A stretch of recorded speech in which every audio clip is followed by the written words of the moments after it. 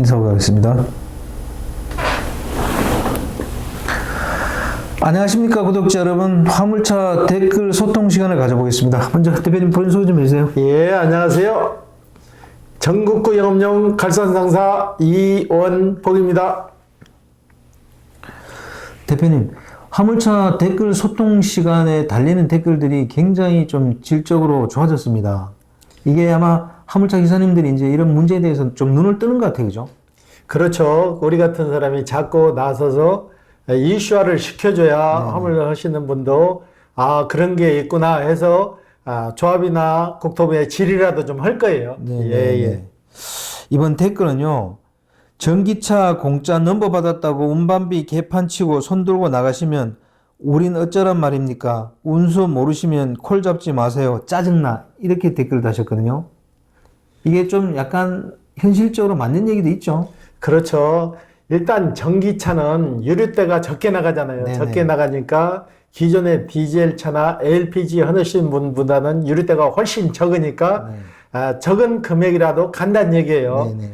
그러니까 같이 상생하는 의미에서 똥단가, 말 그대로 이분 말대로 똥단가는 잡지 말고 정상적인 단가로 가자는 얘기죠. 네. 예. 근데 또 전기차 하시는 분들은 정상가에 간다 또 그렇게 얘기하시더라고요. 당연히 그렇게 얘기하시겠죠. 네. 나는 똥단가에 갑니다 하는 사람이 누가 있겠냐고요. 네. 근데 아니 땐 굴뚝이 연기 나겠냐고요. 네네. 예. 아무래도 유류비가 거의 저렴하니까 좀 저렴한 운송 단가로도 가는 거죠, 그죠? 그러니까 이분이 그 없는 말 하겠냐고요. 어느 네네. 정도 타당성 있는 말을 하시는 거지. 네네. 예. 이 국토부에서나 정부에서 좀 장기적인 안목을 가지고 이걸 봤으면 서로 화물차 기사분들끼리 이렇게 서로 이렇게 갑론을박하는 건 좀 없었을 텐데, 그죠?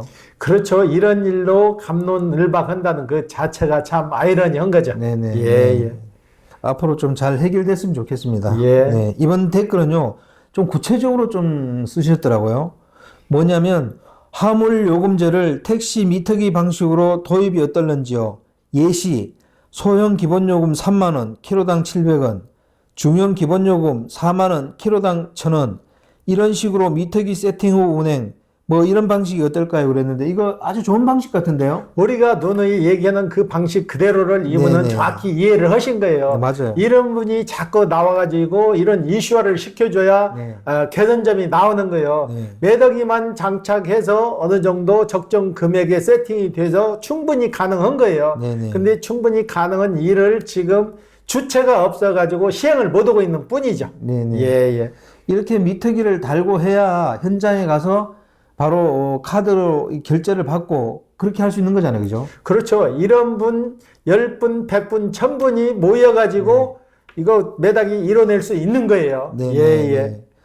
택시나 화물차는 똑같은데 사람을 싣느냐 또는 물건을 싣느냐 그 차이밖에 없잖아요. 근데 택시는 그 미터기를 갖고 있어가지고 고객들과의 신뢰를 기반으로 바로 현장에서 결제를 받을 수 있고, 화물은 이상한 논리를 대가지고 아무것도 없이 운행하니까 최저 입찰가 비싼 방식으로 가가지고 이게 화물 운송요금 현실화가 이루어지지 않는 그런 문제가 생긴 거 아닙니까? 그죠? 그리고 열심히 일해주고 돈도 못 받는 선례가 많이 있잖아요. 네네. 만약에 메타기가 있으면은 도착지에 가서 돈 못 받을 일이 있겠냐고요. 없죠. 일해주고 돈 못 받는 것 같이 그렇게 억울한 게 어딨냐고요. 네네. 예. 현장에 도착하면 뭐 몇십만 원밖에 안 되니까 개인 카드로도 다 결제가 가능하거든요. 충분히 가능하죠. 그러니까 이건 빨리 시행해야 되는 일이에요. 네네. 예. 그리고 물건을 배달했는데 한 달, 두 달 뒤에 결제해 준다는 거, 이것도 문제가 있잖아요, 그죠? 인천에 물류회사, 큰 물류회사가 있는데 네네. 저희한테 며칠 전에 차를 사가신 분이 그 주선사에 취업을 나가서 상담을 했는데 결제를 2달 후에 해준다 해서 이분이 그 계약을 안 오고 오셨더라고. 오셔갖고 이건 있어서도 안 된 일이라 이거예요. 어떻게 이런 물건값을 운반비를 바로 결제를 해줘야지 2달 후에 결제해준다는 시스템을 갖고 있냐고 저한테 와서 하소연을 하시더라고. 화물일 시작도 안 했는데 이분은 가서 그 주선사 나가서 일 나갔는데 그런 얘기를 하니까 얼마나 낙담을 하고 오셔갖고 저한테 그런 얘기를 하는지 저도 참 아이러니 하더라고요. 어떻게 일을 보냈으면 돈을 줘야지 2달 뒤에 그 결제를 하냐고요. 네. 실제 또 화물 운송하고 나서도 대금 못 받는 경우도 간혹 있더라고요. 비일비재하니까 기사분님들이 돈 못 받는 거 어떻게 하냐고 자꾸 저희한테 유튜브에도 올리잖아요. 그러니까 이 매다기만 되면은 물건 배송해주고 돈 못 받는 일은 없어지는 거죠. 네네. 그리고 다음 댓글은 이렇습니다. 전기차 넘버도 매매 가능한가요? 이런 댓글 달았어요. 전기차 매매는 넘버는 전에도 제가 눈의 몇 차례 드려서 말씀드렸는데 지자체에서 처음 전기차가 나왔을 때 홍보 목적으로 내준 번호판이 있어요. 네네. 노란 번호판 이거는 사업이 종료되면은 번호판은 시 자체에서 다시 소각을 시키는 거예요. 없어지는 거고 그거는 매매 자체가 안 되는 거예요. 간혹 그 번호판을 팔러 오시는 분도 있어요. 네. 그런데 그런 번호판은 판매가 안 되고 본인이 사업을 종료하면은 그 면허권은 시에서 다시 소각을 시키는 거예요. 네. 예. 저희들이 누누이 얘기해도 시세 방송할 때 보면 개인 소형 전기차 얼마입니다. 그걸 보고 자꾸 이런 얘기를 하시는 것 같아요. 개인 소형 전기차 남바는 기존에 LPG나 디젤 차에 있는 남바를 사서 전기차에 부착한 것은 매매가 가능한데 그것도 핸디캡이 있어가지고 전기차로 간 거는 전기차로밖에 움직일 수 없는 거죠. 네. 예. 구독자 여러분, 정부로부터 받은, 무상으로 받은 그 전기차는 매매가 안 됩니다. 네. 이번 댓글은요.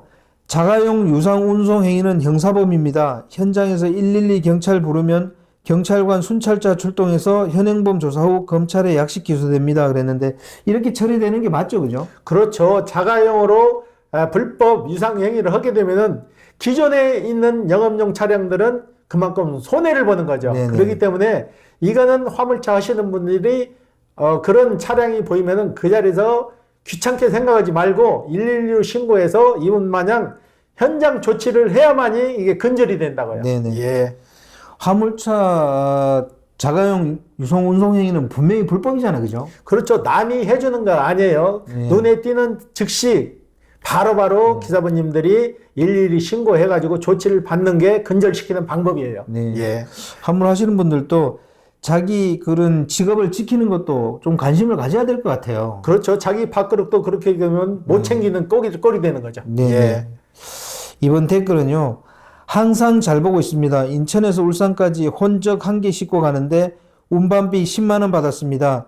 그런데 상차지에서는 25만 원 주었다고 합니다. 너무합니다. 이런 댓글 다셨어요. 이거 주선사 칼질 얘기하는 것 같아요. 그죠? 그렇죠. 네. 이건 도덕 뭐라고 얘기가 그런데 이건 진짜 악덕이죠. 네. 어떻게 받은 금액에서 절반도 아니고 25만 원 받은 게에서 15만 원을 떼가고 이번 기사분한테 10만 원을 주면은 자기네들은 앉아서 고스란히 15만 원을 다 받은 거 아니에요. 거기서 수수료는 또 안 떼겠냐고요. 이런 걸 빨리 근절시켜야 되는 거죠. 이건 진짜 정말 비현실적인 문제죠. 네네. 예. 대표님 이걸 좀 뭐 악덕 이렇게 표현할 수도 있는데 이건 상도 이상으로도 이건 이렇게 해서는 안 되는 거잖아요. 이런 업체가 있으면은 결국은 상생 자체도 안 되지만 같이 도산하는 거예요. 만약에 기사분들이 수지타산이 안 맞아갖고 다 일을 접는다면 이런 주선사도 없어지는 거예요. 네네. 그러니까 같이 상생을 해서 같이 살 수 있는 길을 가야지 한쪽은 배불리고 한쪽은 굶주리서는 안 된다는 얘기죠. 예. 대표님이 옛날에 화물 일을 할 때도 이렇게 칼질이 심했어요? 그때는 이런 정도는 안 했죠. 전에는 우리는 그때는 IT가 발전하지 않아갖고 지방에 가면 알선소가 있었어요. 알선소에서 짐을 하나 받아가지고 오면은 그렇게 과다하게 뛰지는 않았어요. 네. 그래도 그때는 낭만이 있었죠. 예. 네. 아, 진짜 이거 이렇게 화물시장 방치하면 한 10년 뒤에 정말 할 사람 없습니다. 그때 가면 또 어떤 대책을 내놓을는지 모르겠는데 지금도 젊은 분들이 화물차 시장에 진입을 안 하고 있잖아요. 그죠?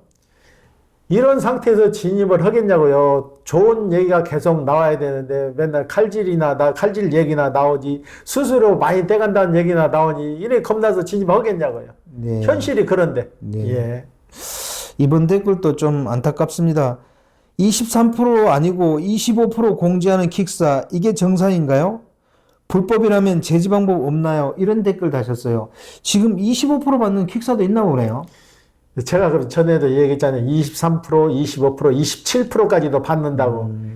이건 칼만 안 들었지 진짜 XX예요. 네. 이런 업체들이 빨리 사라져야 되니까 다른 방법 없어요. 매다기가 최선의 방법이에요. 네. 예. 이게 정상은 아니잖아요. 정상이 아닌 정도가 아니고 이건 진짜 너는 죽고 나는 살자는 얘기죠. 본인만 배부르면 된다는 얘기인데 결국은 이런 업체는 도산해야 돼요. 예. 그렇다고 이게 또 냉정하게 보면 불법도 아닌 것 같아요, 그죠? 일단 국토부나 관할 협회에서 이렇게 떼가는 거 알고나 있는지 모르겠어요. 네. 진짜 우리 기사부님들 힘든데 이런 고통을 같이 좀 나눌 수 있게끔 대책을 세워줘야 되는데 23%, 27% 떼가는 거 아는 줄나 모르겠어요. 택시는 많이 떼간다고 바로 시정조치가 되는데 20몇 프로씩 떼가는 거는 왜 시정조치가 안 되냐고요. 그러니까요. 예. 화물하시는 분들이 그것도 뭐 10%면 좋겠다고 그렇게 주장하잖아요. 그 10%도 못 들어주는 거, 그 이유가 뭐예요? 그러니까 이건 정부 관계자가 나서야 되고 협회에서 나서가지고 이걸 해결해야 돼요. 네네. 간담회를 해서 이걸 해결을 해야지 언제까지 그냥 이렇게 넘어갈 거냐고요. 네. 예. 그러면 결국 제재할 수 있는 방법은 있을까요? 제재할 수 있는 방법은 국세청에서 강도 높은 세무조사를 해서 부당으로 챙긴 수익 다 100% 환수해가면 그런 짓 안 하죠. 네. 예. 이거 결국은 폭리치한 부분에 대해서 세무조사를 해야 된다. 그런 방법밖에 없다. 그런 거죠. 그렇죠. 다른 방법이 없는 거죠. 네. 예. 이번 댓글은요. 대표님, 흰색 넘버가 짐 상차할 수 있는 경우는 어떨 때인가요? 이런 댓글 달았어요. 거기 설명 좀 해주시죠. 일단 두 종류라고 보시면 돼요. 네. 회사에 속해가지고 회사 차량으로 회사 기사가 회사 자사 제품을 운반하고 상하차하는 것은 불법이 아닌데 회사에서 이거를 임의적으로 쉽게 말해서 멋지꼼이라 그러죠. 차량을 흰색 차량을 회사 차량 마냥 위장해서 불법으로 유상행위를 시키는 것은 이건 불법이죠. 예. 근데 일반인들이나 화물 하시는 분들이 그런 것까지 판별할 수 있을까요? 판별을 거의 못하죠. 회사 상호를 붙이고 버젓이 운행하는데 그걸 어떻게 회사 소속인지 아닌지 그걸 어떻게 판명하냐고요. 야, 그러면 그거 어떻게 해야 될까 이걸? 국토부에서 관할 기업으로 해가지고 자가용 불법 유상 행위를 하지 마라 해가지고 공문을 보내면 이건 없어질 거예요. 근데 국토부에서도 이런 공문 보내가지고 시행하려고는 의지가 없죠. 네. 협회에서도 이걸 나서서 시행을 안 하니까 국토부에서도 그냥 유일무이 넘어가는 거죠. 예.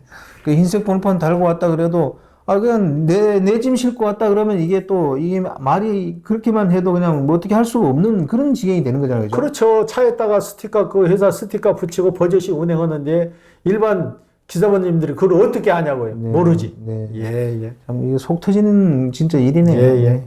오늘 인터뷰 감사드립니다. 예. 네, 구독자 여러분, 오늘은 화물차 댓글 소통 시간을 가졌습니다. 댓글 소통 시간에 화물차 하시는 분들이 올려주는 댓글이 정말 질적으로도 좋아지고 또 자기 주장하시는 모습이 너무나 보기 좋습니다. 많이 이 댓글 좀 달아주시고요. 자, 호화제는 다음 주에 또 찾아뵙겠습니다. 안녕히 계십시오.